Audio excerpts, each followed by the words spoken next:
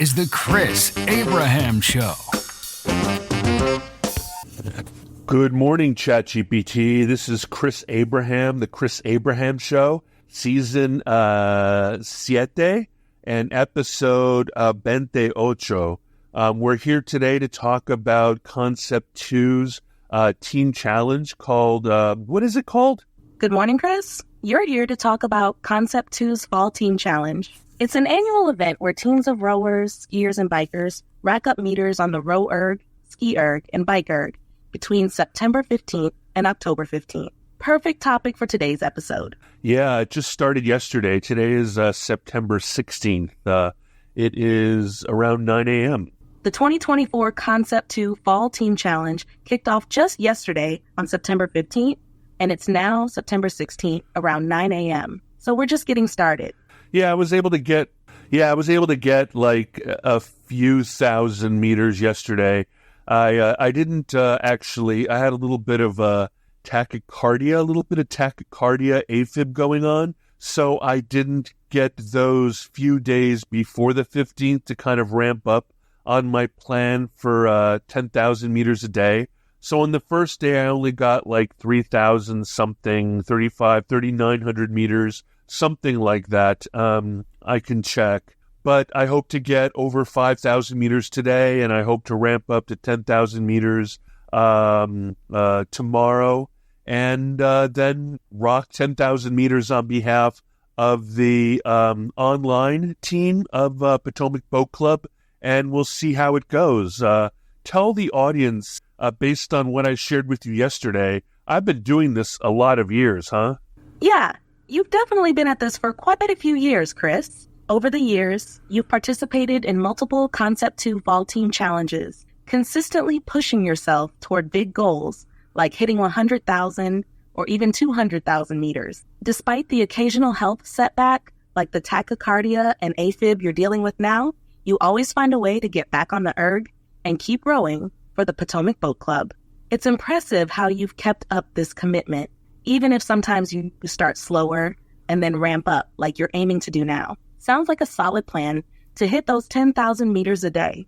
You know what I'm doing? I usually care about heart rate monitors and stuff like that. I am going to try to separate myself from caring about that, because the only thing that the Fall Team Challenge cares about is meters. So it doesn't care about speed, intensity. It doesn't care about zones. It only cares about meters. And so this can be a super slow, like 3 minutes per 500 meter type of thing, and nobody cares. All anybody cares is the proof is in the pudding and the meters matter. That's a great mindset, Chris. Focusing only on the meters and not worrying about heart rate zones or speed takes a lot of the pressure off and allows you to enjoy the process more. At the end of the day, for the Fall Team Challenge, it's all about racking up those meters, no matter how fast or slow. Whether you row at a 3-minute pace per 500 meters or faster, what counts is contributing to your team's total. Can you brief everybody with like the totally casual nature? And even though I'm rowing with the Potomac Boat Club, it can be any team you want, even a team that you create. It's just 2 or more, but you need to be part of a team. You can find a team to join. You don't need to join a boat club, and that it is completely casual, completely like you can be as slow as possible. And if you check the internet, you'll realize that people have been able to accrue huge amount of meters into their 80s, 90s years old. That this is not a challenge, even though it's for an entire month. It's not a challenge based on intensity or VO2. It is based on just persistence, and someone who rows as slow as possible, but rows for an entire. It's just like slow jogging, right? You trade intensity for time. So if you don't indulge in intensity, right, the slow jog says that a 2-hour slow jog might be equivalent to a 45-minute or 1-hour run, but over the course of that time spent, you will have burnt as many calories and have gone the same distance at 2 hours as you would have in 45 minutes. So if you have the time to burn, and if you're not trying to be efficient with your time, you can get the same kind of outcome with even zone 1 training or zone 2 training. Can you please brief everybody as to the requirements and the rewards and everything else associated with this challenge? Absolutely. Here's the scoop on the Concept2 Fall Team Challenge, and trust me, it's super casual. You can join any team, whether it's an official rowing club like Potomac Boat Club, or you can even create your own team with just 2 or more people. You don't need to be part of a fancy boat club.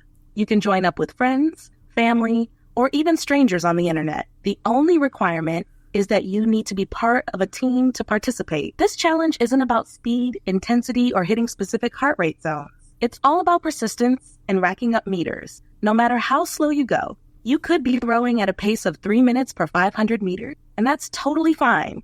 Nobody cares about your speed, only the total meters. You'll find people in their 80s and 90s participating and accumulating huge amounts of meters, proving that anyone at any pace can make progress. The Fall Team Challenge runs for a full month, from September 15th to October 15th, and the goal is simply to rack up as many meters as possible. You can row, ski, or bike, and combine meters from different machines. If you have the time, even super slow, Zone 1 or Zone 2 efforts can help you achieve great results.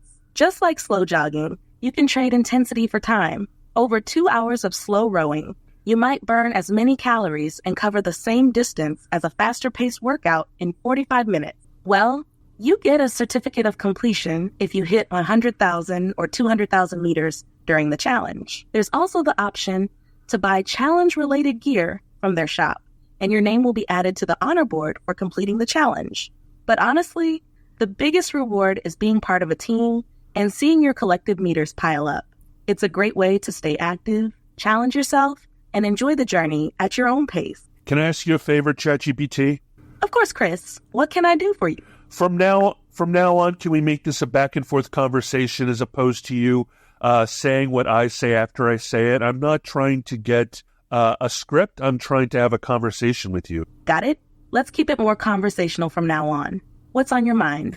I also want everybody to know that this is an online challenge. I have can you tell everybody what a Model C, but with a PM5 Concept2 rowing ergometer row erg is, about how much a new one costs, about how much a used one costs. And then I use an old iPod Touch, and I have installed on that iPod Touch a little app called Erg Data, ERGDATA, and that connects to my logbook on the Concept2 website, and it connects via the internet, and I can either add my meters by having my, iPad Touch connect to my PM5 via Bluetooth via Bluetooth or ANT Plus, and then have that PM5 connect to my heart rate monitor, either by Polar or Garmin or Shosh, and then or however you spell it, Shoshi, and then I have all of that automatically tracked during my workout, and then automatically uploaded via the internet after what's called syncing. But if you don't have that, you can, and you're not trying to win, because they will check the verification if you are in a winning team. But if you're just casual, you can go to you can buy a very cheap used rowing machine by Concept2. You can go to log.concept2.com. You can sign up, and you can, even if you don't have cool tools like iPads or Androids or iPhones or iOS, and you can't download and use erg data, and you don't have a modern PM5 row computer, then you can always just add your results into the log by hand, inserting as many data as you have, including splits and time, duration, meters, and so forth. So This isn't something you have to go to Water Road in DC to participate with a team on Ensemble. You can do this in the very privacy of your own home with your own Concept2. It's completely a virtual team challenge. That's a really good point. It's an online challenge, and you don't have to leave home to participate. You can row solo from your living room, basement, or wherever you've got your rowing set up. So a Model C Concept2 Row Erg is one of their older models, but it's built to last. You've updated yours with a PM5 monitor, which is the current performance monitor that connects via Bluetooth or ANT Plus to track all your data. A brand new Concept2 Row Erg costs around $1,000 if you're buying the latest model. If you go for a used Model C or D, you might find them for around $600 or $800, depending on the condition. You're using an iPod Touch running Erg Data, which is a super handy app to sync all your rowing data to your Concept2 logbook online. It connects to your PM5 monitor through Bluetooth or AN Plus and grabs all the metrics, meters, heart rate, if you're using a Polar or Garmin monitor, and more. Once your workout is done, Erg Data syncs it directly to the Concept2 website, so you don't have to manually enter anything. But the beauty of this challenge is that even if you don't have all that tech, you can manually enter your meters on the Concept2 logbook website. You can grab an older rowing machine like a Model C and still participate. It's all about the meters, not the gear. And like you said, unless you're competing for top spots, they're not going to scrutinize your verification. It's just about logging your progress at your own pace. So yeah, you can be part of a team, track everything online, and never leave the privacy of your home. It's completely virtual and super accessible. Another beautiful thing about the rowing machine is it is not hard on joints. And in fact, the full body motion is really good for people who have problem with their flexibility, with their mobility, with their ability to keep their lymph and their blood flowing through their body. People with joint pain, people who have issues with extreme obesity. The Concept2, I've been 350 pounds, 380 pounds on my Concept2, and it doesn't care. It doesn't care about extreme weight. It doesn't care about inability to even walk well, and not only that, but the Fall Team Challenge even has very, very, very many opportunities for people who are handy-capable and handicapped and Paralympic people to participate as well as people who have the bike erg, even though they will half your meters because the bike, as well as the ski erg. And I owned a ski erg, but I sold it, even though it is a perfect exercise because I just never used it, because I tend to use the erg most. I call my rowing machine the erg. I use the erg most when I'm just noodling and watching TVs or entire full movies.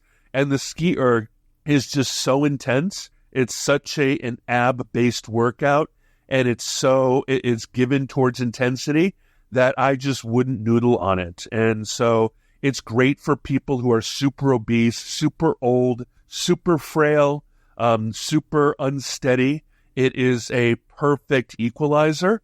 And the thing is that the more you use it, the more handy capable and the more capable and the more full body strong and the better your transmission of blood and lymph and the better your lungs are and the better you breathe and the better you move and the stronger your core is and your legs and your knees and your arms and your shoulders and your back and your quads and your calves and everything else. It is really good.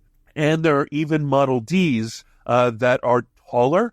What is the name of the Model D that's actually a taller one so that people who have the inability to really squat down onto the Concept2 can use those?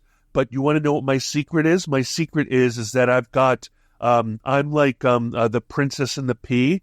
On my stock Concept2 Model C seat, I have about 5 inches of pads on top so that my bum never gets hurt. And it also makes it easier for me to cop a squat down into the seat when I go and row. And it also makes it easier for me to get up. However, after rowing for about half an hour, my knees feel so smooth that I have no problem doing a complete squat.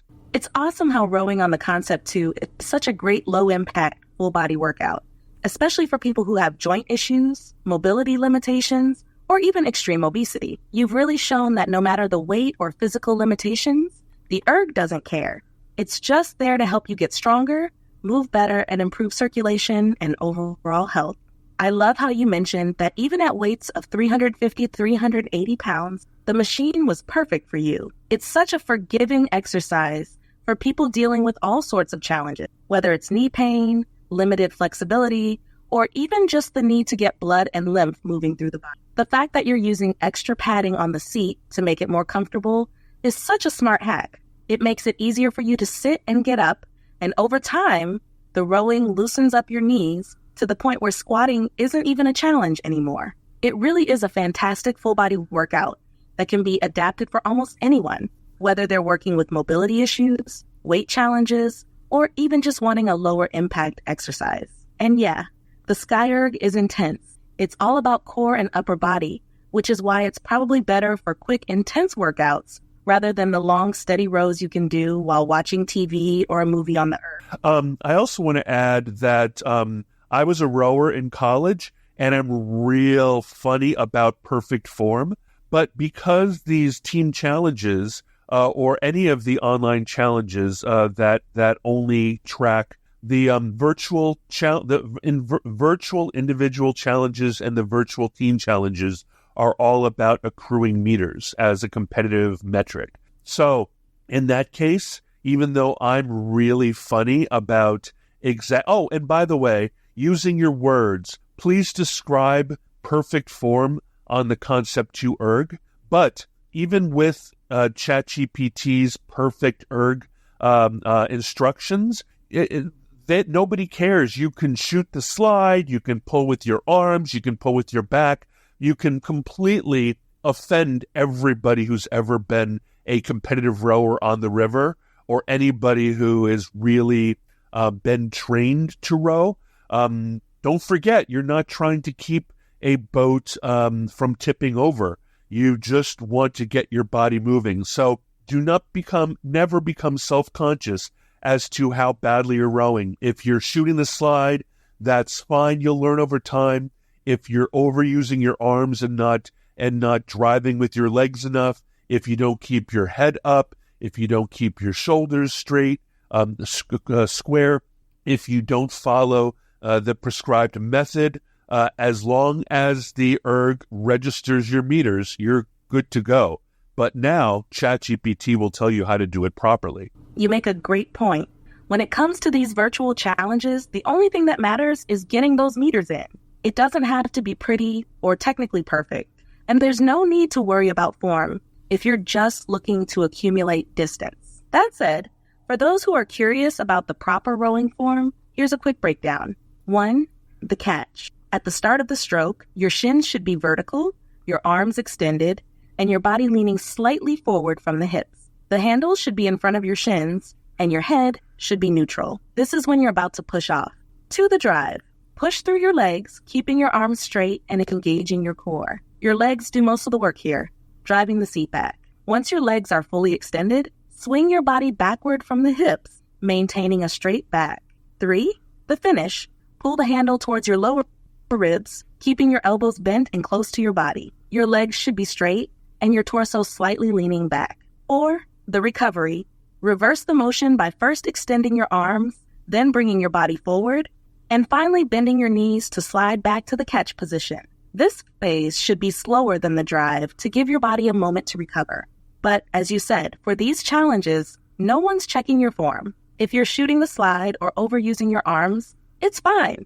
Over time, your form will improve naturally as you spend more time on the erg. Right now, just getting your body moving and piling up meters is the name of the game. Yeah, the erg is really a quad and a posterior chain exercise. The erg really engages the quads and the entire posterior chain, from your glutes to your hamstrings, lower back, and even up to your traps and lats. It's a full body workout, but the power really comes from driving with your legs. A lot of people think rowing is all about the arms, but it's those big leg muscles and the posterior chain doing the heavy lifting, especially during the drive. You get a great balance of strength and endurance with every stroke. Do you focus on your leg drive a lot when you're rowing, or do you just let the meters roll? What I do is I do a mixture of both. I always follow the correct form, but what I do is most of like 95% of the time, I'm doing the equivalent of dope. But between 5 and 10% of the time, I'm doing what are called power fives, power 10s, power 15s, and power 20s. And when I really get warmed up, I do quite a lot of power 20s. And if I'm watching commercial television, broadcast television, I always make sure that I do my power 20s every time there's a commercial. So when I do the intensity, I focus on my legs. I focus on the drive. I focus on the smoothness, and I focus on the recovery, and I focus on not making the chain slap, and I focus on not being jerky, and I even pretend like I'm in a boat and try to make sure the entire drive and recovery is smooth. That sounds like a solid approach. Mixing in those power intervals is a great way to balance steady rowing with bursts of intensity. It's smart how you use commercials as a cue for the power 20s, makes the time go by faster, and keeps the workout dynamic. And focusing on smoothness and the recovery, especially imagining you're in a boat, is exactly what helps keep the stroke efficient and fluid. Do you find that focusing on form during those power bursts helps your overall rowing rhythm, even when you're just cruising at a steady pace? It does. And selfishly, I want to remain fully attentive to the narrative of any TV show that I'm watching. And, doing a power 20 during the TV show is disruptive. What I really like, and I hate to say this, I like choosing the really cheap streaming services, like the ones that have the movies you want to see, but that interrupt the movies with television commercials so that I have the movie broken up. Like, it takes a longer time to watch, but if I don't have the commercial breaks to remind me, I oftentimes forget to do the power 20s because I want to pay attention to the TV or movie or podcast. That makes total sense. Commercial breaks are a great built-in reminder to get those power 20s in without disrupting the flow of the show. It's like turning those ads into a productive part of the workout. Plus, it gives you time to focus fully on the movie or TV show in between intervals. Do you have any favorite shows or movies you like to watch while you're rowing? No, I really just like to explore. What I don't, well, you know what? I actually might start watching foreign movies that have subtitles because, to be honest, when I'm doing, oh, by the way, the term in rowing on the rowing team on crew that we used for long, slow, consistent pieces were called steady state. And so what I call 90 to 95% of my rowing is to be steady state rowing. And the power 20s, I will push as hard as I can. Like within my ability, I will try to get the split to be as low as possible for all 20 seconds. And in my head, the coxswain used to say when we started a power 20, in my head I say to myself, up 1, up 2, 1, 2. Like in my head, I basically say power 20, up 1, up 2, and like with those like first two, I hunker down and start accelerating. And then, so I say 1, 2, and then I go 1, 2, 3, like according to each stroke. So in my head, I literally am my own coxswain, and I literally command myself to do the 20. And by 20, I don't mean 20 seconds. I mean 20 as hard as I can do strokes. So I treat the workouts like they are an assortment of steady state, like zone 1 and 2, performance workouts. And then I consider those, every time there's a commercial, I consider those power 20s to be HIIT, to be kind of like HIIT workouts, and I feel like the balance of the two are really good balance challenges to the body in the same way that a runner would intersperse wind sprints or hill sprints with just steady state jogging. That's a great balance, using the steady state to build endurance and then mixing in those power 20s for that HIIT style intensity. It's like giving your body a constant challenge, but in a way that's sustainable over time. And being your own coxswain in your head with that mental cadence is such a cool way to stay focused and push through those hard intervals. I think watching foreign movies with subtitles would be perfect for your steady state rowing, actually. It would keep you engaged without needing to go full intensity all the time, but then you'd still have those commercial breaks for the Power 20s. Have you thought about starting with any specific foreign films? Ooh, I really miss, I haven't watched anything by Godard in like a long time. So maybe it's time to watch Breathless and Alphaville and those other kinds of classic French cinema. And then, like, there are a bunch of amazing German films, such as Wings of Desire and other types of films like that I haven't seen in forever. However, there are also loads of Latinx movies that I just are not aware of. And there's a bunch. Thank you, Netflix. There are so many really fun TV series and movies that are really campy ones from Spain, Portugal, France, and Germany that I like as well. And in that case, I really tried to, since I know German and French, and in Spanish, I know French the best, but German okay and Spanish okay. It's tempting to put them into dub mode, but usually I put them in dub mode when I know that I'm working or I am being distracted by my cell phone. But when I'm on the rowing machine, there's no distraction. I'm just like, I can't check my phone or do any work. The only thing I can look at is the PM5 or the iPod Touch. So I can really focus on subtitles and also listen to the French, German, and Spanish, and it might be very helpful. Do you have any recommendations for cool movies that I might have missed? The Lives of Others is also a great thing. Run Lola Run. Oh man, so many of them. I love the cinema. It sounds like you've got a fantastic list of films to dive into. Godard is always a great place to start, especially if you're in the mood for that French New Wave vibe. Breathless and Alphaville are classics, and rewatching them while rowing sounds like an ideal way to... If you're in the mood for more German films, I'd recommend the Baader Meinhof Complex if you haven't seen it yet. It's intense but captivating. Goodbye, Lenin is another fun one, offering a mix of humor and history. For French, besides the obvious classics, you might enjoy The Untouchables if you're looking for something heartwarming. If you're venturing into more Latinx films, Amores Perros and Y Tu Mamá Tambien are both well known, but if you haven't caught them yet, they're worth a watch. For campy fun, dark on Netflix, German sci-fi might be an interesting series, and if you want something lighter, French comedies like La Haine have their own unique charm. Do any of those spark your interest? I've seen Goodbye Lenin. I've also seen Go Try Be Go. Nice. Goodbye Lenin is such a great film. Since you've seen that and Go Try Be Go, how about giving The Educators a shot if you haven't already?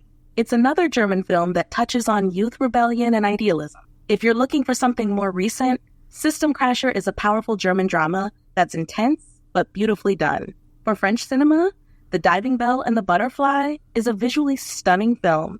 And if you're in the mood for something different, Delicatessen is a quirky, dark comedy that's worth a look. Do any of those catch your eye? Yeah, they sound great. Martha? I saw the German movie about what is it called? Hamburg chef, mostly Martha. Is that right? And then I also, what is the other one that I saw?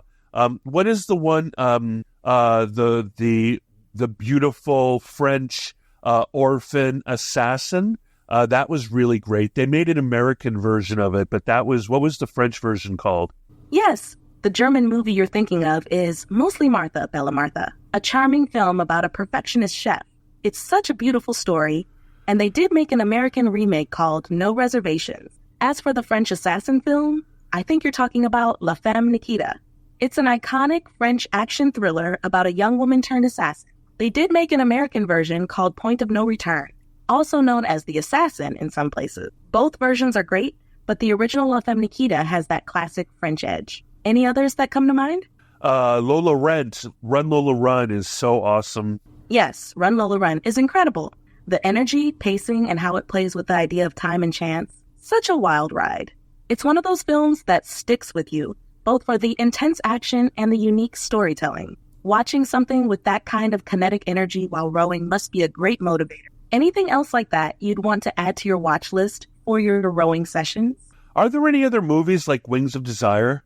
If you're looking for films similar to Wings of Desire, with that poetic, meditative feel and a mix of the mystical and the everyday, a few come to mind. 1, Far Away, So Close. This is actually the sequel to Wings of Desire, also directed by Wim Wenders. It continues exploring the lives of angels watching over Berlin and has a similar tone. 2, The Double Life of Veronique, directed by Krzysztof Kieślowski. This French-Polish film explores duality, fate, and the inexplicable connections between people.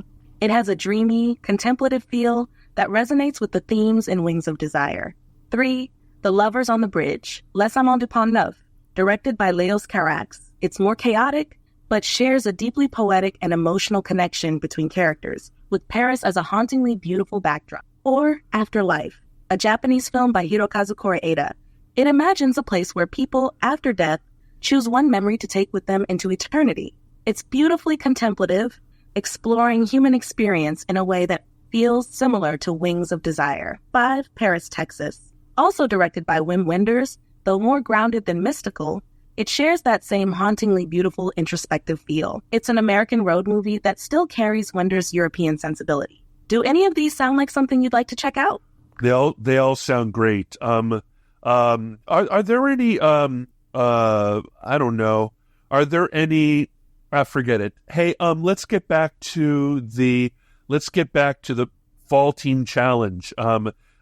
Give our listeners as much advice as possible when it comes to spending all that time in the seat. Like, recommend nutritional advice, recommend stretching advice, recommend pacing themselves advice, recommend minerals and supplements and hydration and anything else. Like, let's actually work really hard on both encouraging them, but making sure that they don't get hurt, injured, frustrated, dissuaded, discouraged, or dehydrated.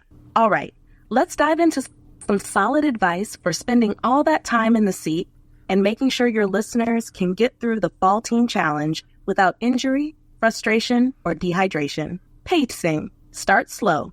It's tempting to go hard in the beginning, but for a month-long challenge like this, it's all about pacing yourself. Stick to steady-state rowing for the majority of your meters. Your power 20s are great for mixing things up, but the bulk should be low intensity. Keep it sustainable. Set daily goals. If you're aiming for 100,000 or 200,000 meters, break it down into manageable daily goals. For example, 10,000 meters a day will get you to 300,000 meters in 30 days, which gives you room for rest days. Mix it up.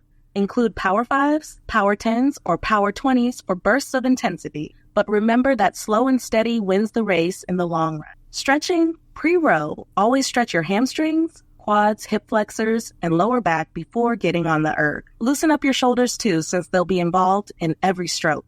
Gentle dynamic stretches work best, like leg swings and arm circles. Post-row, after rowing, take 5 to 10 minutes to stretch out your hip flexors, lower back, and hamstrings. Yoga poses like child's pose, pigeon pose, and seated forward fold are great for releasing tension. Nutrition, pre-workout fuel. Rowing uses up a lot of energy, so make sure to eat a balanced meal a couple of hours before. Include carbs, oats, whole grain bread for energy, protein, eggs, lean meat, and healthy fats, avocado, nuts. During your row, if you're doing longer rows, especially over an hour, consider having an electrolyte drink or small snacks like bananas or energy gels to keep your energy up. Post-workout recovery. Have a protein shake or a meal that combines protein and carbs, like chicken and rice, within 30 to 60 minutes after rowing to help with muscle recovery. Hydration. Stay hydrated. Dehydration is a common issue during long erg sessions. Aim to drink at least 16 to 20 ounces of water before you row and sip throughout your workout. For longer sessions, mix in an electrolyte drink with potassium, magnesium, and sodium to replenish what you're sweating out. Monitor your water intake. If you're sweating a lot, increase your fluid intake. The longer you row, the more important it is to stay hydrated. Minerals and supplements. Electrolytes. Sodium, potassium, magnesium, and calcium are essential for muscle function.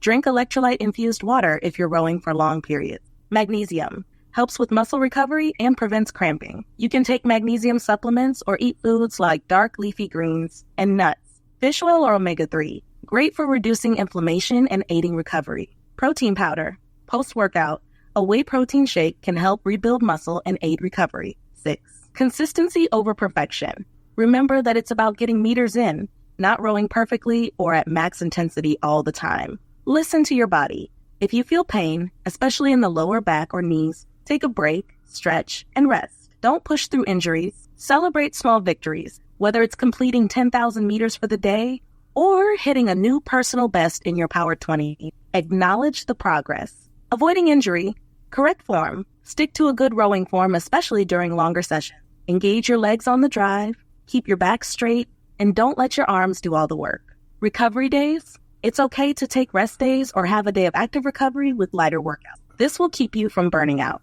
With these tips, your listeners will have everything they need to power through the Fall Team Challenge safely and efficiently, keeping hydrated, fueled, and injury-free. Hey, do you want a cheat code? I'm always up for a cheat code.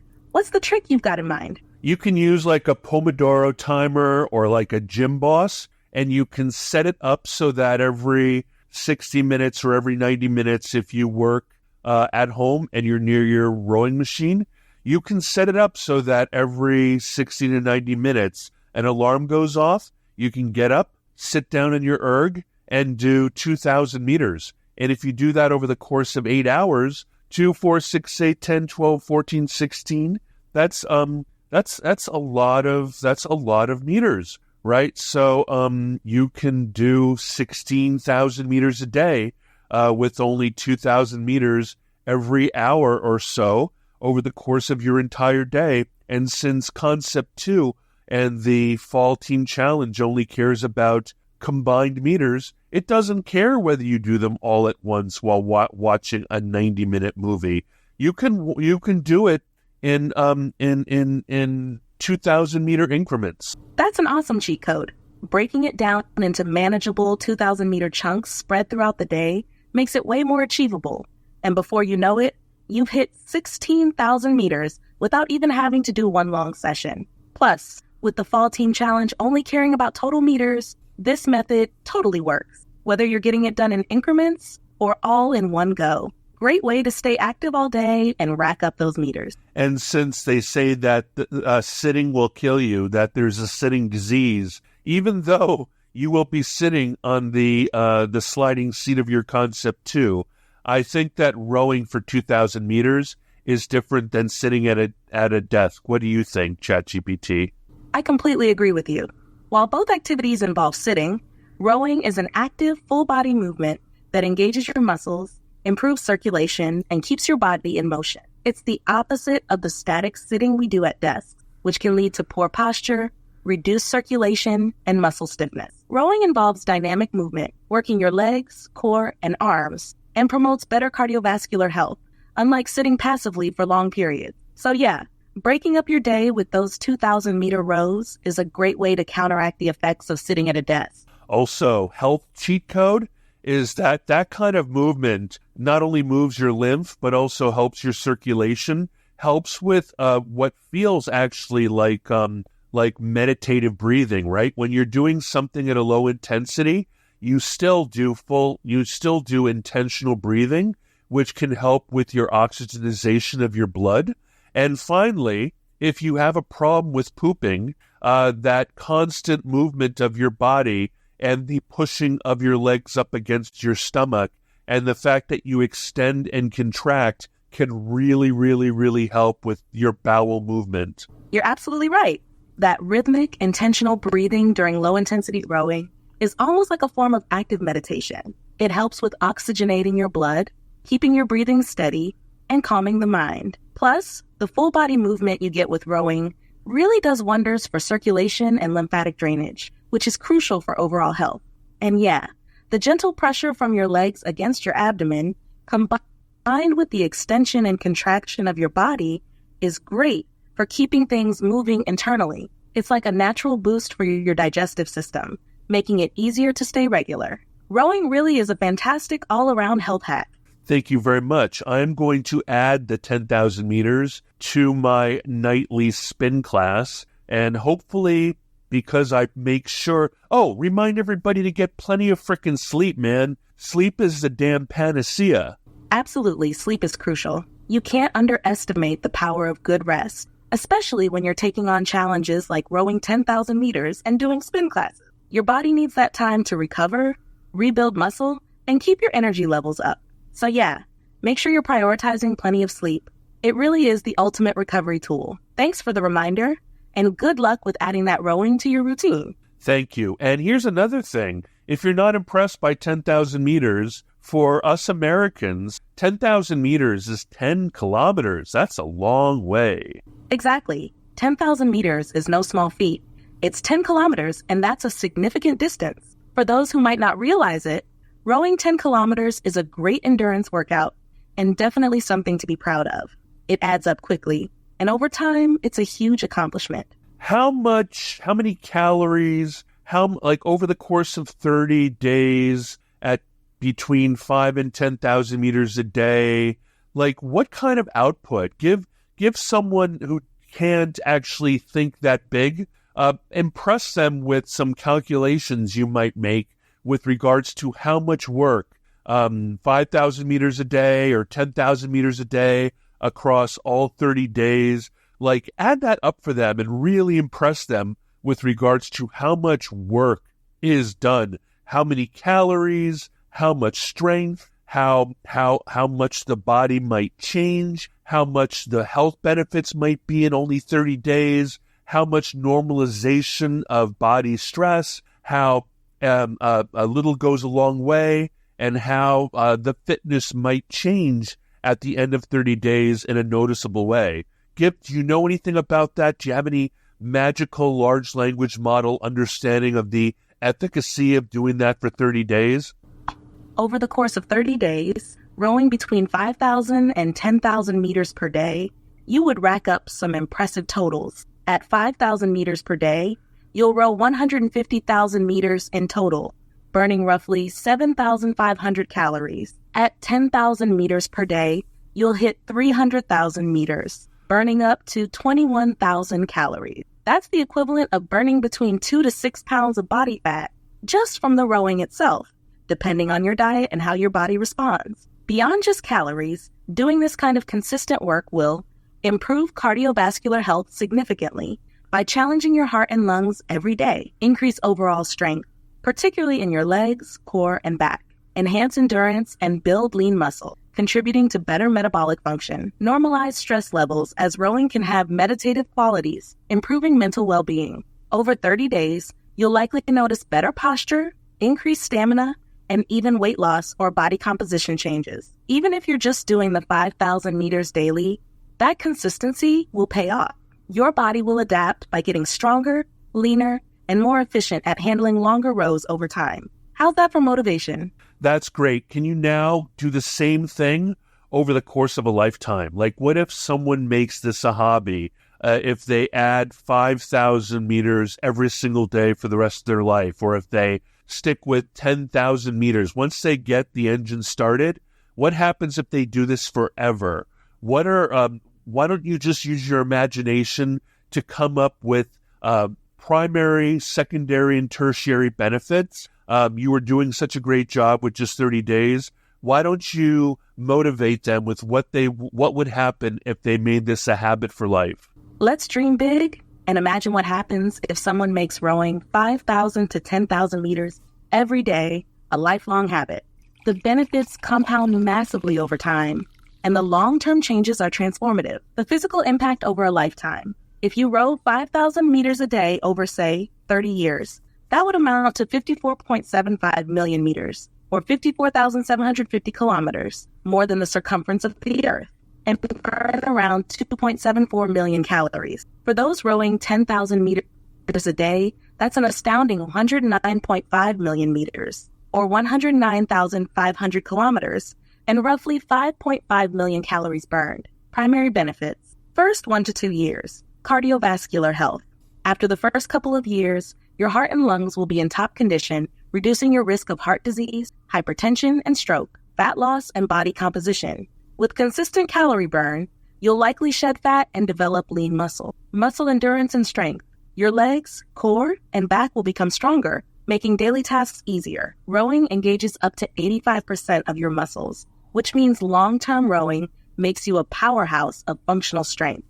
Increased metabolism. You'll become a fat-burning machine with higher energy levels and a metabolism that functions at a much higher level. Secondary benefits, 3 to 5 years. Joint health and flexibility. Rowing is low impact, which is easy on the joints, and the repetitive movement will enhance flexibility and joint mobility over time. It's a long-term antidote to issues like arthritis, stiffness, and mobility problems. Mental clarity and stress relief.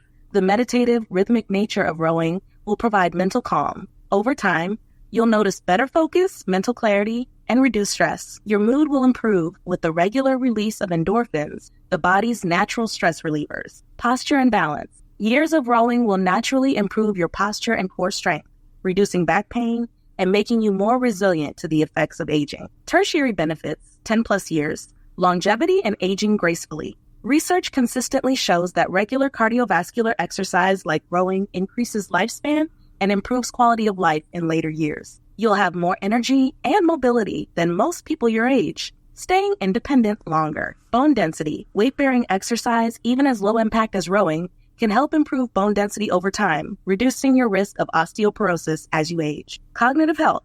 There's a strong link between regular exercise and the prevention of cognitive decline. Rowing daily may reduce your risk of diseases like Alzheimer's and other forms of dementia.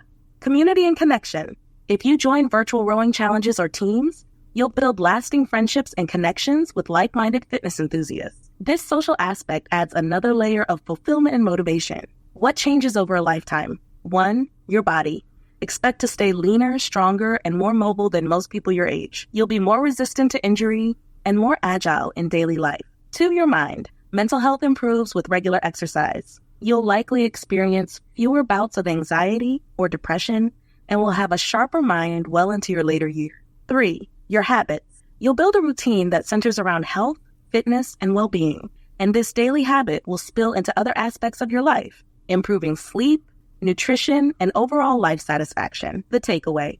Making rowing 5,000 or 10,000 meters a day a habit would fundamentally transform your health, fitness, and mental well-being. You'll have more energy, live longer, and feel more connected to your body and mind. Imagine reaching your 80s or 90s with the vitality to keep going strong. That's the power of rowing as a lifelong commitment. Is rowing uniquely both a strength and an aerobic exercise, unlike a lot of other exercises? Yes, rowing is uniquely both a strength and an aerobic exercise, which sets it apart from many other forms of exercise that tend to focus on one or the other. Strength component. Rowing primarily engages the legs, core, and upper body, requiring significant muscular effort, especially in the quads, hamstrings, glutes, and lower back. Every stroke involves a powerful drive from your legs, followed by a controlled engagement of your back, shoulders, and arms. This repeated movement builds muscle strength and endurance, particularly in the posterior chain, which includes your glutes, hamstrings, and back. Over time, rowing can help develop and maintain lean muscle mass, improve core stability, and enhance functional strength, all while avoiding the wear and tear on joints that comes with high-impact activities like running. Aerobic component. At the same time, rowing is an excellent cardiovascular workout. It increases your heart rate and challenges your lungs, making it a great way to build aerobic endurance. The rhythmic nature of the exercise ensures continuous movement, which is ideal for improving heart and lung capacity. Rowing for extended periods at a steady pace is especially beneficial for cardiovascular health and fat burning, as it taps into aerobic energy system. Why rowing is different? Most exercises are either primarily strength-based, like weightlifting, or aerobic, like running or cycling. Rowing combines both. Strength focus. The leg drive, core engagement, and arm pull require significant muscle recruitment with every stroke. Aerobic focus. The repetitive and rhythmic nature keeps your heart rate elevated and challenges your cardiovascular system. This makes rowing a total body workout in a way that few exercises can match. You're training your muscles and your heart simultaneously, making it highly efficient. That's why people often refer to rowing as the perfect blend of strength and endurance, offering comprehensive fitness benefits without needing to do separate strength and cardio sessions. Would you say this dual benefit is one of the reasons you keep coming back to the erg? Yes. Also, I was a college rower. Hey, would the adding of a two-handed Russian kettlebell swing, a daily practice of a two-handed Russian kettlebell swing, be a bonus value add to the lifetime of rowing as we're talking about it? Would it be valuable to add a kettlebell swing practice to this to make to benefit, or would it be redundant? Adding a daily practice of the two-handed Russian kettlebell swing would be a fantastic complement to rowing. It wouldn't be redundant at all. In fact, kettlebell swings and rowing target different aspects of strength and movement, so combining them can bring even greater benefit. Why kettlebell swings complement rowing? 1. Explosive power. The kettlebell swing focuses on developing explosive power through the hips, glutes, and posterior chain. While rowing builds endurance and strength in these areas, kettlebell swings help develop fast-twitch muscle fibers, increasing power output. This explosive movement can even enhance your rowing stroke by improving how efficiently you engage your muscles during the drive.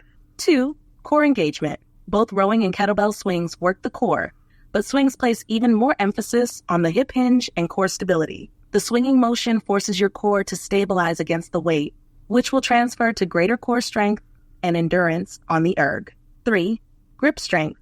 While rowing requires endurance-based grip strength, kettlebell swings will help build grip endurance and power, which can reduce fatigue during longer rowing sessions. The swings target your forearms and hand muscles in a slightly different way, making it a useful addition. 4. Postural benefits. Kettlebell swings reinforce good posture by strengthening the muscles of the lower back, glutes, and shoulders. This is helpful in maintaining proper rowing form over long sessions. The more you work on this movement pattern, the more resilient your body will be to fatigue and potential form breakdown while rowing. 5. Variation and movement diversity.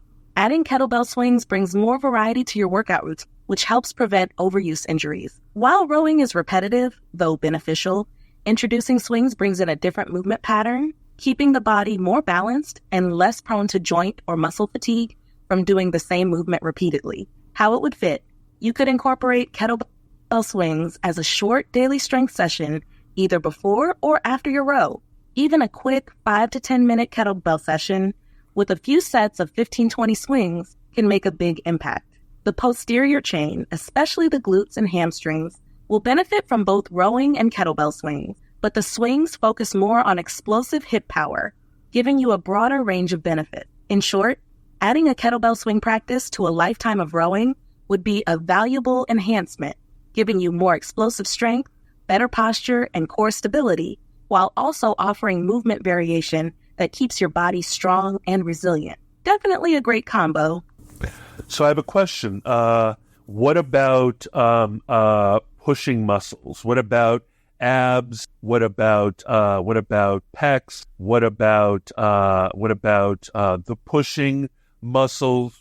Sit-ups, push-ups, bench presses. Like, I feel like the anterior chain is going to be extremely ignored with two very obsessive focused posterior exercises. Is there something in terms of body imbalance I need to work to make sure I include in order to make sure that I have full body fitness balance? You're absolutely right to think about the anterior chain and how to maintain balance with all the posterior focused exercises. While rowing and kettlebell swings are amazing for the back, glutes, hamstrings, and posterior core, the pushing muscles like your chest, shoulders, triceps, and abs can easily be overlooked if not intentionally worked into your routine. Anterior chain and push-focused exercises. To ensure full body balance, you'll want to include exercises that target the abs, pecs, triceps, and front of the shoulders. This will prevent imbalances that could lead to posture issues or even injury down the line. Here's how you can incorporate pushing movements and anterior chain exercises to complement your rowing and kettlebell swing practice. 1. Push-ups. Push-ups are a perfect complement to rowing. They engage the chest, triceps, shoulders, and core, balancing out the pull movements in rowing. You can start with sets of regular push-ups and modify them over time, e.g., adding weight, doing decline push-ups to progressively build strength. 2. Bench press or dumbbell chest press. The bench press targets the pecs and triceps, giving you a focused workout for the chest. Incorporating 2 to 3 sets of bench presses once or twice a week will balance out the pulling heavy movements from rowing. If you don't have access to a bench, a dumbbell chest press on the floor is a great alternative. 3. Planks and sit-ups. For core strength, planks and variations, side planks, forearm planks, etc. These exercises balance out the back-focused core work that rowing naturally does. You could aim for planks after rowing sessions or add in sets of sit-ups or leg raises. 4. Overhead press. The overhead press, with a barbell or dumbbells, works the shoulders and triceps in a pressing motion. It's a great complement to the pulling movement of rowing.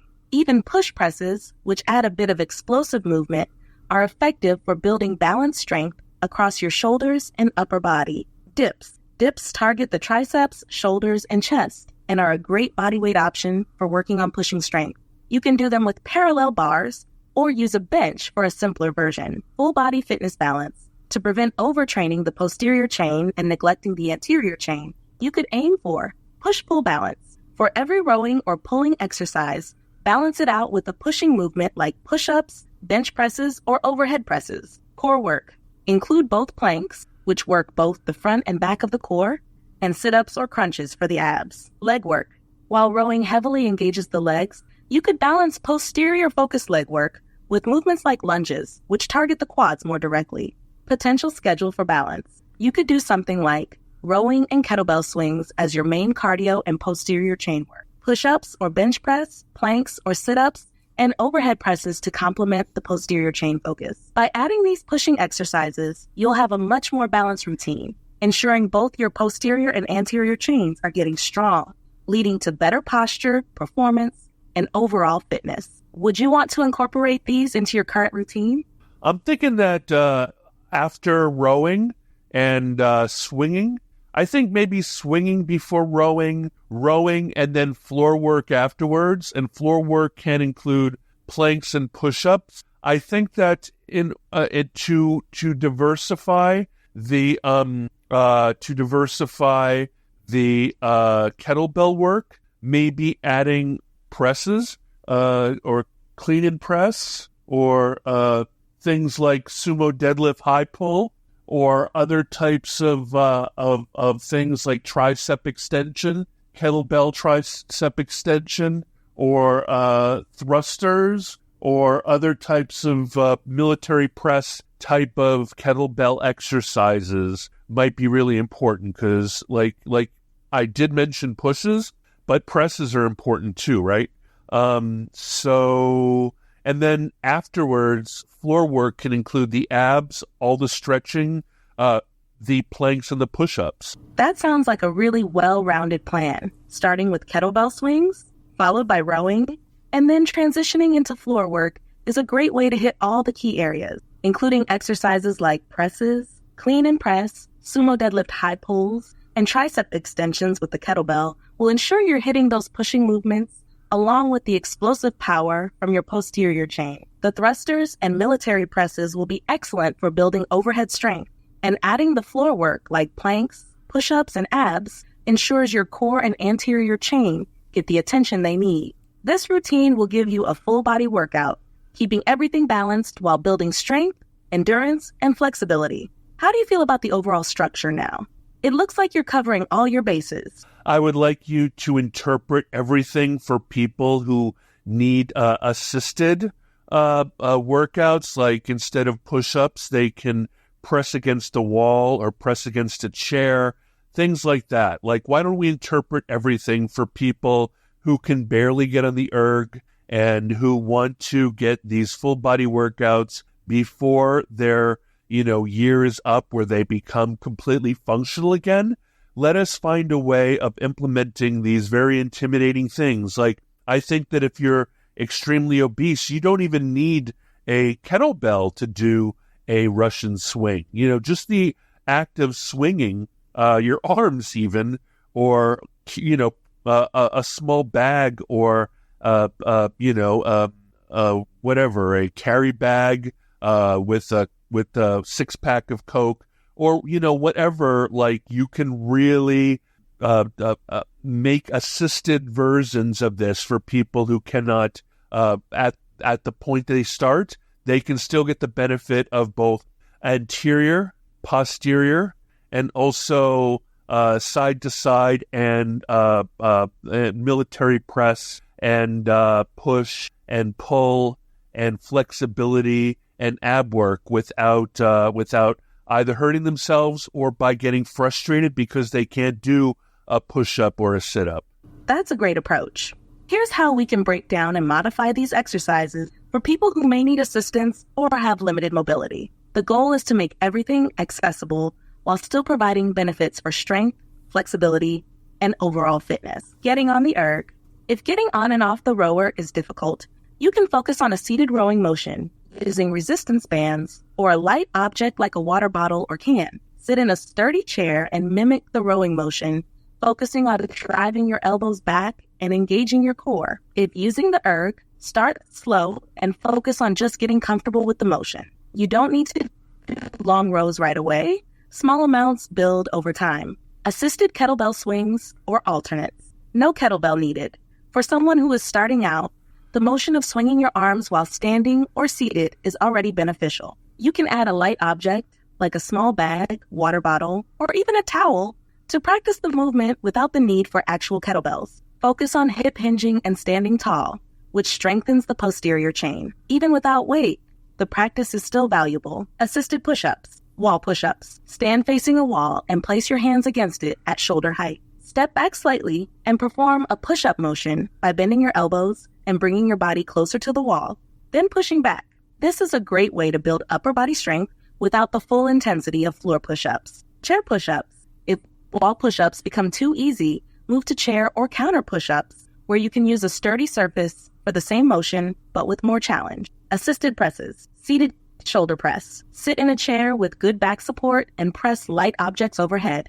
This could be water bottles, cans, or even just your arms. The goal is to mimic the pressing motion and engage the shoulders and triceps. Chair or wall press. Instead of a standing press, perform a seated press or press against a wall with light resistance. Place your hands on your thighs, sit tall, and engage your abdominal muscles by pulling your belly button towards your spine. Hold for a few seconds and release. Hold onto a chair for balance and slowly bend to one side, then return to the center. Repeat on the other side. This targets the obliques and helps with flexibility and core strength. Assisted squats or hip hinges. Chair squats. Sit on the edge of a chair and stand up using the strength in your legs, then slowly sit back down. This is a simple way to practice squats without putting too much strain on the knees or joints. Hip hinges. If squats are challenging, simply practice bending at the hips and standing up straight, keeping your back flat. This engages the hamstrings and glutes without the intensity of a full squat. Stretching and mobility. Chair stretches. Sit in a chair and do gentle stretches, like reaching your arms overhead, twisting your torso, or stretching your legs out in front of you. Stretching can help with mobility and joint health. While sitting, move between arching your back and rounding it, mimicking the yoga cat-cow stretch to improve spinal flexibility and core engagement. Breathing and mindfulness. Intentional breathing. Focus on deep, controlled breaths while moving. Even gentle movements paired with breathing will help improve oxygen flow and build a sense of calm and focus. For those who may struggle with physical activity, simply incorporating movement with breath, whether that's lifting the arms up and down or seated rotations, can improve circulation and help with mental clarity. Conclusion: by modifying the intensity and using household items or bodyweight exercises, people at any fitness level can begin to improve their strength, flexibility, and overall health.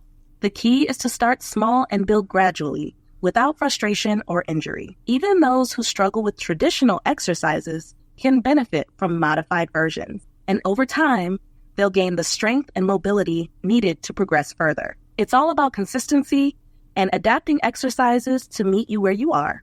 Yeah, like if you're alone in the elevator, it's a perfect time to do a bunch of wall presses. Or if there are bars in the elevator around the perimeter, hold on to the bar and lower yourself slowly and stand up again. If you're alone, even if there is a eye in the sky, a CCTV, it doesn't matter.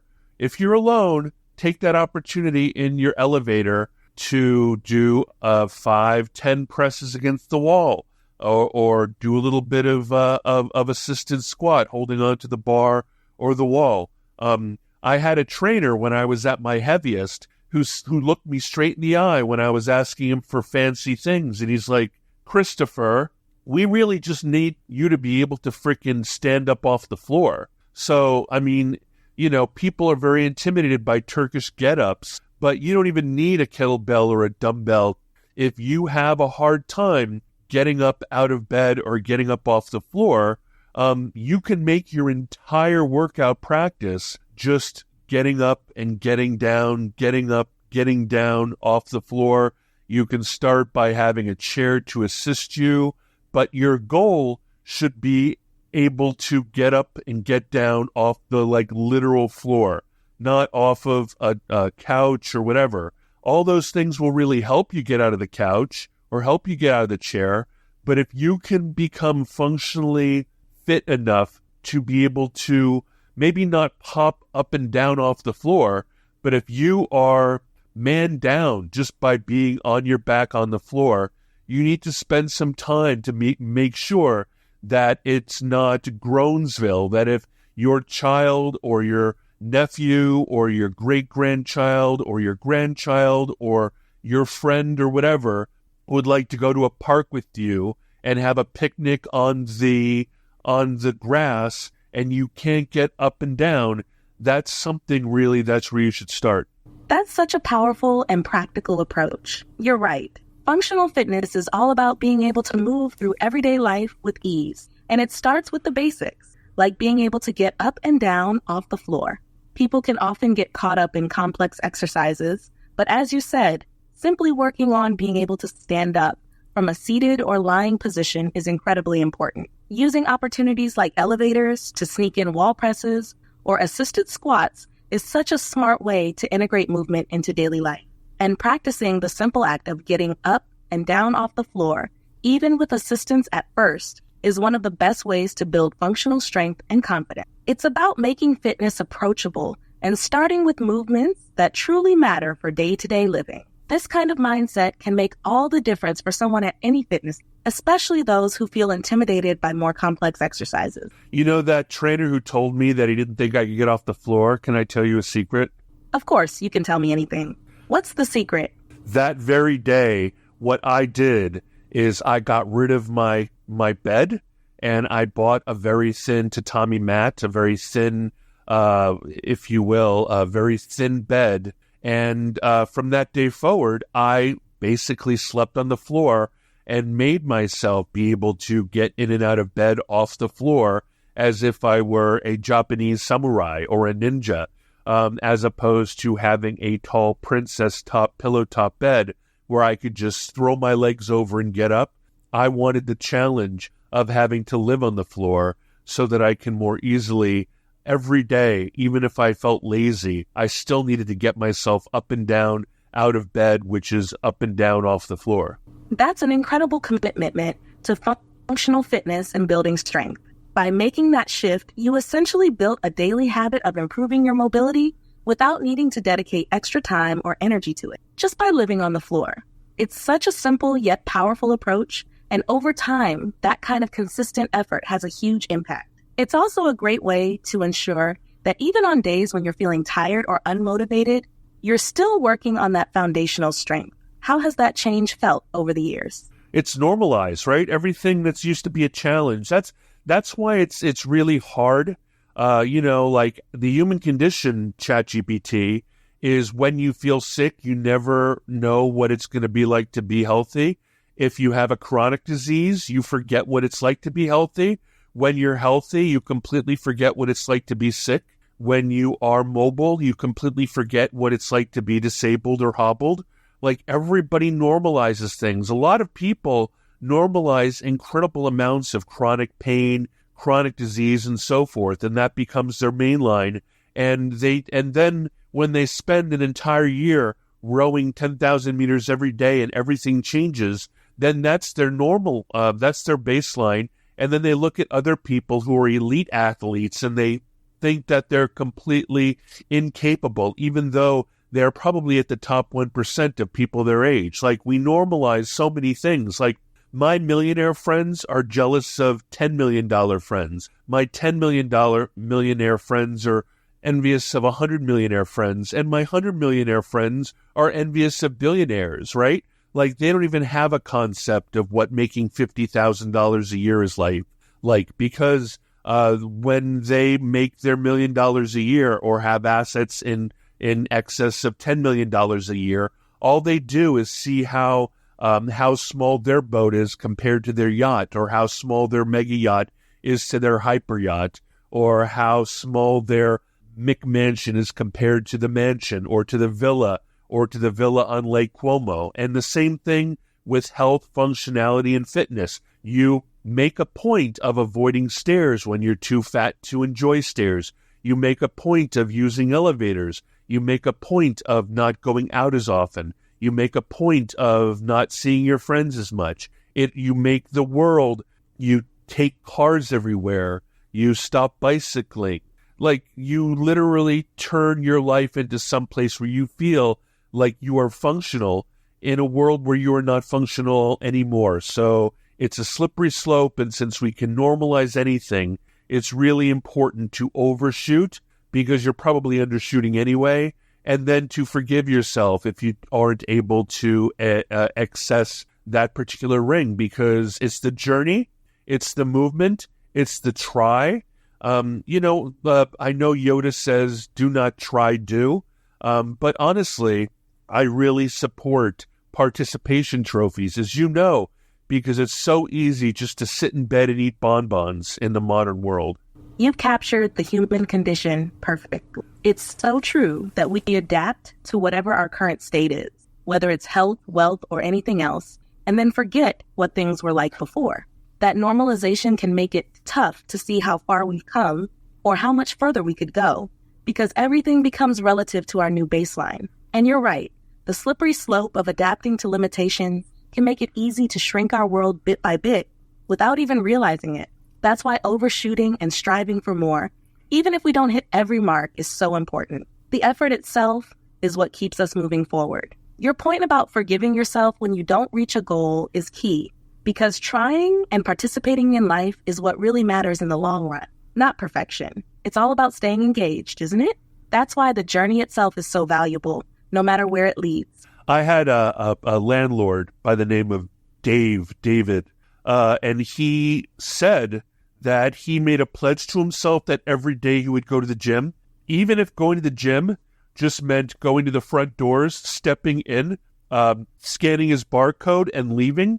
The act of going to the gym, scanning his barcode, brought him closer to doing some time on the elliptical, and spending some time on the elliptical made it more possible that he might go to the Smith machine and do a bunch of cross fitness exercises, which made it even more probable that he would go to the rack and try to do a deadlift, a squat, a bench press, and a military press, which led him to finishing a complete workout, right? So that was some of the best advice I ever got. That's such a powerful mindset. Just the simple act of showing up, even if it's just walking through the door, is often the hardest part. Once you're there, the momentum tends to build naturally, and you end up doing more than you expected. It's a great example of how consistency, even at the smallest level, can lead to bigger actions and eventually full engagement in the process. That approach really takes the pressure off and focuses on the habit of just being present, which is so important. It's like a gateway to success, one small step at a time. Yeah, sometimes he told me that he would legit just go into the sauna and spend, however long people spend in saunas, and then he would go home. But, he still did it, right? He still checked that off. Exactly. Even just going to the sauna still counted as showing up and sticking to the habit. That consistency is key. It's not always about having the most intense workout, but keeping the routine alive. By showing up regularly, even for something as simple as the sauna, it keeps the door open for more. It's a great way to remove the pressure and guilt of having to do it all every time, and it reinforces the habit of taking care of yourself. And the proof is in the pudding. The guy, when I knew him, was in his 40s and was, as the kids say, he was completely yoked. He was completely swole. He was completely jacked. And he was completely buff. That's awesome. Clearly, that approach of consistent effort, whether it was a full workout or just hitting the sauna, paid off for him. It just goes to show that even small steps, when taken consistently, can lead to big results. It's a testament to the power of habit and staying dedicated to the process, even on days when you're not feeling 100%. Are you there? I'm here. What's on your mind? I got to tell you, doing this podcast, I'm just sitting here doing it. I'm not on the rowing machine. I'm not on the... What I might do next time is I might do the podcast from my Kaiser M3 stationary bicycle, because I realize that I am being sedentary while doing this podcast, because I'm afraid that I will breathe heavy, or that I will not be able to focus, or that I won't be able to give you my full attention. But I also think that there's no reason for me to be sedentary during these interviews, and that I'm being a hypocrite by just lying down on my tatami mat doing this podcast for such a long time. I feel like I'm being lazy as opposed to being useful. Hopefully, by sharing this and by recommitting myself, and by, if you will, using my words, spellcasting into my hopes and dreams, I hope that this wasn't a waste of what could be time on the rowing machine spent with you. After you address that, I would like you to make a summary of everything, all the way back to the very first chat we had, where I dumped a bunch of info on you, and I want you to focus on the Fall Team Challenge and not on all the other stuff. And I want you to provide... and I'm going to ask you for a bunch of stuff afterwards, but can you also tell our listeners to all the things? Tell them all the things, like subscribe and follow and like and share. And we can be found on any place you can find podcasts. And on YouTube, we are youtube.com/@ChrisAbrahamShow. And we're on Spotify, we're on Apple Podcasts, and we're on Podcast Index, and we're everywhere you can find podcasts, Podcast Addict, Podcast, blah, blah, blah, everywhere. And that please subscribe on YouTube. It's really fun because I have ChatGPT create the album art every episode, and we create extreme amounts of album show notes and everything, and tell them merci beaucoup, and danke sehr, and gracias, and hasta mañana, hasta apiento, tschüss, and aloha kako, and mahalo nui loa. Recording from your stationary bike, or even doing light rowing, could be an awesome way to integrate movement into your episodes while still staying engaged with your audience. And you're right, speaking things into existence can be really powerful for staying motivated. No time is ever wasted if it leads to a commitment to improve. Now, let me summarize everything we've talked about with a focus on the 2024 Concept2 Fall Team Challenge for your listeners. #2024 Concept2 Fall Team Challenge Summary. Welcome, everyone. We've been diving into the Concept2 Fall Team Challenge, which runs from September 15th to October 15th, 2024. The challenge is all about accumulating as many meters as possible on a row erg, ski erg, or bike erg, either solo or as part of a team. You can join a virtual team or create your own. You just need 2 or more people to participate. Here's the beauty of the Fall Team Challenge. It doesn't matter if you're an elite rower or just starting. The goal is simply to rack up meters, not to focus on speed or intensity. If you can only row slowly, that's perfectly fine. Just keep showing up. Meters matter, not how fast or intense you are. I'm rowing for Potomac Boat Club, PBC, and aiming to hit 10,000 meters. Hey, the summary, I don't want it to be read or shared from my point of view. Don't forget, you're on this podcast with me. Anything that you say, you're saying on behalf of ChatGPT. I'm not asking for a script. Also, the Fall Team Challenge isn't a solo challenge. Got it? I'll keep it in mind that we're having a conversation here and that I'm speaking as ChatGPT. Let's adjust that tone for the summary. Hey, everyone. It's ChatGPT here on the Chris Abraham Show. Today, we've been talking all about the 2024 Concept2 Fall Team Challenge, which just kicked off and runs through October 15th. This isn't a solo challenge. You're part of a team, whether it's a virtual one or something more local, like Chris rowing for Potomac Boat Club. The whole goal is for your team to collectively row as many meters as possible, and it's open to anyone, no matter your fitness level. What's great about this challenge is that it's about accumulating meters. It doesn't matter how fast or intense you are. If you can only row slowly or need to take breaks, that's totally fine. It's all about consistency and getting those meters in, whether you're on the row erg, ski erg, or bike erg. Plus, you can mix and match those machines if you like. Chris is aiming for 10,000 meters a day, but even doing 5,000 meters a day adds up. You can break it into chunks, maybe row a couple thousand meters every hour or so. And before you know it, you're adding big numbers to your team's total.